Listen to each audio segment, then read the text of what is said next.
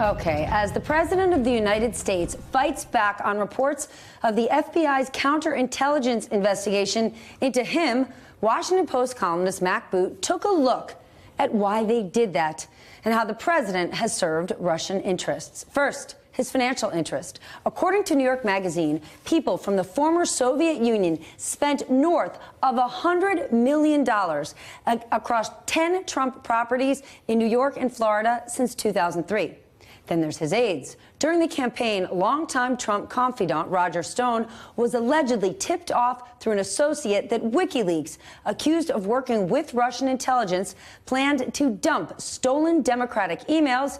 Stone, of course, denies these claims. But during the campaign, then-candidate Trump made this stunning statement. Russia, if you're listening, I hope you're able to find the 30,000 emails that are missing. And in 2016, Russia worked hard to influence that very election. And in 2 years after his plea to Russia, President Trump stood next to Putin himself with a chance to go to bat for the United States. My people came to me, Dan Coates came to me, and some others. They said they think it's Russia. I have President Putin. He just said it's not Russia. I will say this, I don't see any reason why it would be. Really? And as he took the word of Vladimir Putin over our own intelligence services, several of his senior campaign aides were found to have ties to Russia. 4 of the 5 advisors you see here on your screen pled guilty or have been convicted in the Russia investigation.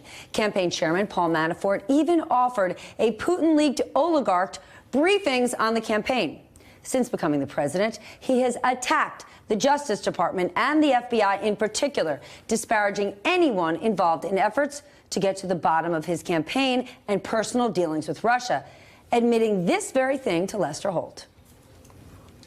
Regardless of recommendation, I was going to fire Comey, knowing there was no good time to do it. And in fact, when I decided to just do it, I said to myself, I said, you know, this Russia thing with Trump and Russia is a made-up story. Russia. My goodness. And it's not just domestic institutions the president has criticized. He has denigrated the NATO alliance, telling allies who came to America's aid after 9/11 that they were freeloaders. And he seems to cheerlead for the end of the European Union. You know who would like that? Putin. Meanwhile, the president heaps praise on Putin himself, calling him a real leader. And now he is living up to Vladimir Putin's highest hopes, abruptly out of the blue announcing a U.S. withdrawal from Syria, abandoning even more allies, and ceding ground to our known adversaries. And in yet another chance to stand up to Putin, when Russian ships seized Ukrainian vessels, the man who criticized President Obama's response to the occupation of Crimea did abso-smurfly nothing. All right, so joining us now, Yahoo News chief investigative correspondent Michael Isikoff, who is a specialist on the Russia investigation and Russia's involvement in the election. And wrote an incredible book on it. He's written an incredible book on it. And former federal prosecutor Elliot Williams.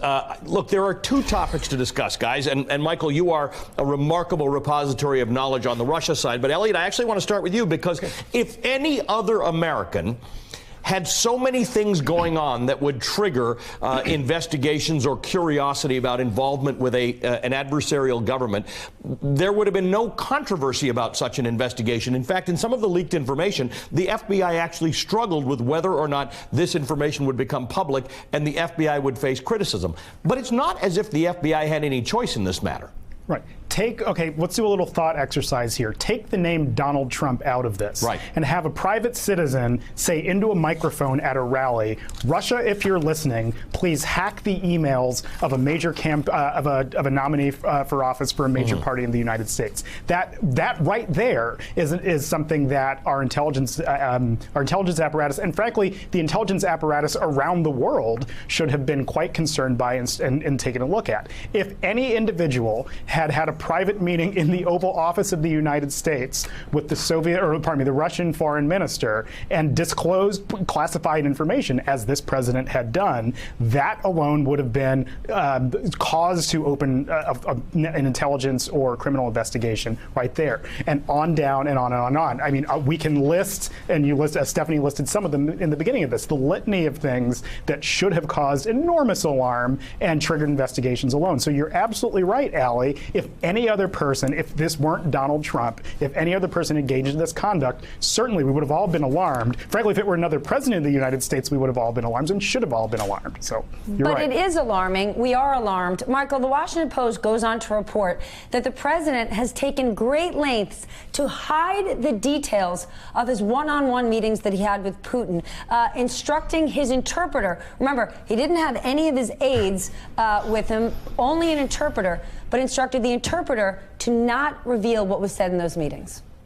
Right, absolutely. That was the Hamburg meeting in 2017, and then we had in 2018 the Helsinki meeting where Trump talks to Putin without anybody else present either. So, you know, these are absolutely legitimate issues that should be thrashed out. But I say my point is, I think at this moment, given the gravity of these allegations, and many of which have been out there for quite some time, you know, Congress needs to step up to the plate here and fully air them in public hearings as soon as possible and stop worrying about deference to Robert Mueller at this point. You know, we have spent 2 years. We're going to wait for Mueller. We're going to wait for Mueller. First of all, NBC News has reported, as I have, that Mueller's in the end game anyway.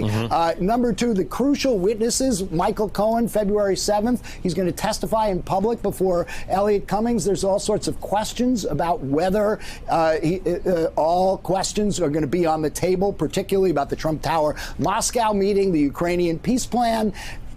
Absolutely, all questions should be on the table. Cummings should not hold back in any way, shape, or form. Cohen's testimony is already locked into Mueller. There's no reason the American public shouldn't start getting the answers to what has been uncovered here instead of waiting indefinitely for this report that may or may not be made public anytime soon. So interesting, Elliot, after being critical of the Mueller investigation in op-eds, William Barr, the nominee to fill Trump's attorney general slot, is now saying it is, quote, vitally important that Mueller be allowed to finish his probe. Does he mean that, or is he trying to get through a confirmation hearing? Ooh, look, I'm a lawyer. I've been a lawyer for about 20 years. That's a lawyerly dodge, and the United States Senate needs to ask him clear follow-up questions on what he means. Does that mean that he's committed to, for instance, as his predecessor Matthew Whitaker had said, to not starving the budget of the investigation till it ceases to function? Will he commit to making the results of it public? Will he commit to actually supporting the investigation? So certainly virtually anybody on right or left, supportive or not supportive, would say, yeah, you know, let the guy finish his work. But that's only half of the conversation. And what we need to see tomorrow at his confirmation hearing is a clear commitment, a clear, unequivocal commitment to support the investigation to its natural conclusion and to making the results of it public. Michael, as I said, you wrote the book Russian Roulette. You've extensively covered President Trump's specific ties to Russia. But what about other leaders in the Republican Party? That's where many of us in the last 24 hours, when you look at guys like Lindsey Graham, we're scratching our heads saying they weren't tied to President Trump beforehand. In fact, many of them were really tough on Russia. Why do you think there's this sudden change of heart? Well, look, I mean, you know, the politics of it are pretty clear. If you look at the polling data, Republican Party voters still largely stand behind President Trump, and these Republican senators who have fallen in lockstep are Michael, clearly. If Trump goes down for ties with collusion, things that happened with Russia, with business ties or during the campaign, Mitch McConnell, Lindsey Graham could say, we were never with you. Yeah, no, absolutely. I mean, they're making a political gamble that at this point it still stands them in, better to stay with their Republican president than to break from him and incur the wrath of his base. But at some point, as the shutdown continues, as the markets continue to be as volatile as they've been, I think the calculus is going to start to change. You saw that with the Mitt Romney op-ed a couple of weeks ago. I think that was a sign of somebody trying to distinguish themselves from the president. And the rockier this gets, we may see more senators. But Lindsey Graham is a puzzle, I have to say. Yeah. Congressional action to protect Mueller would do more than an op-ed. Elliot, CNN obtained portions of closed-door testimony given by 2 FBI agents, and I find this interesting. They were debating whether or not the president was, quote, following the directions of Russia. I think, tell me how much of a distinction you make between allegations of collusion and quid pro quo, and you do this and I'll do that, and something more serious than that, I think, and that is acting at the directions of an adversarial government. Is that a clear distinction to make at this point? I think they're both incredibly serious. If he's giving something in exchange for national secrets, or if he's acting at the direction in different ways, obviously they're both different factual patterns, they're both incredibly serious. And this all gets back to why we need to take every investigation into this, both counterintelligence and criminal, and that being conducted by the special counsel, incredibly seriously. So regardless of what the legal theory might be, whether it's, again, collusion or a national security investigation, or, as Ben Wittes had said earlier, is the collusion the obstruction or whatever?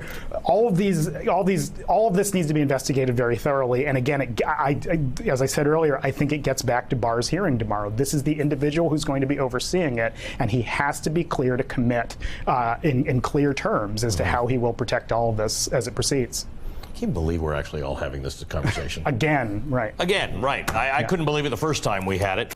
Hey, MSNBC fans, thanks for checking out our YouTube channel. Subscribe by clicking on that button down there and click on any of the videos here to watch the latest interviews and highlights. You can get more MSNBC for free every day with our newsletters. Just visit msnbc.com/newsletters to sign up now.